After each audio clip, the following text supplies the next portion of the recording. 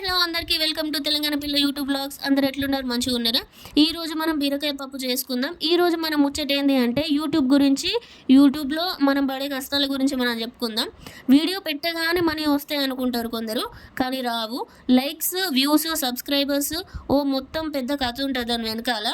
మళ్ళీ ఆ వీడియో తీసిన తర్వాత దానికి థంబ్నెయిల్ సెట్ చేసుకోవాలి, ఇంకా హ్యాష్ ట్యాగ్స్ చూసుకోవాలి, ఎప్పుడు వీడియో పోస్ట్ చేయాలి అనేది చూసుకోవాలి, ఇవన్నీ ఉంటాయి అన్నమాట.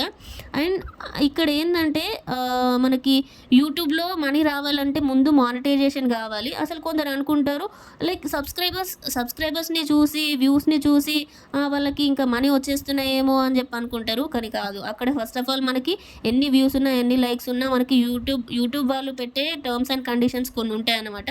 వాటి ద్వారానే మనకు మనీ వస్తాయి. బట్ ఇప్పుడు మనకి ఫస్ట్ ఆఫ్ ఆల్ మానిటైజేషన్ అనేది కావాలి. మానిటైజేషన్ అనేది అయితేనే మనకి మనీ అనేది వస్తాయి. మానిటైజేషన్ కావాలి అంటే 500 సబ్స్క్రైబర్స్ ప్లస్ 10 మిలియన్ వ్యూస్ రావాలి, లేదా 4000 వాచ్ అవర్స్ అనేది రావాలి. ఇంత పెద్ద కథ ఉంటుంది దాని వెనకాల. కొందరు అనుకుంటారు యూట్యూబ్ ఛానల్ పెట్టిరు, ఏదో ఒక వీడియో పెట్టి పడేస్తారు, అయిపోతుంది, మంచిగా పైసలు వస్తాయని అనుకుంటారు. కానీ కాదు, అక్కడ జరిగే కథ వేరు. ఒక వీడియో తీయాలంటే నానా కష్టాలు పడాలి, మళ్ళీ ఆ వీడియోకి క్లియర్గా వాయిస్ ఓవర్ ఇచ్చుకోవాలి. కానీ వీడియో చూసే వాళ్ళకి ఈజీగా అనిపిస్తుంది, చాలా ఈజీగా అనిపిస్తుంది.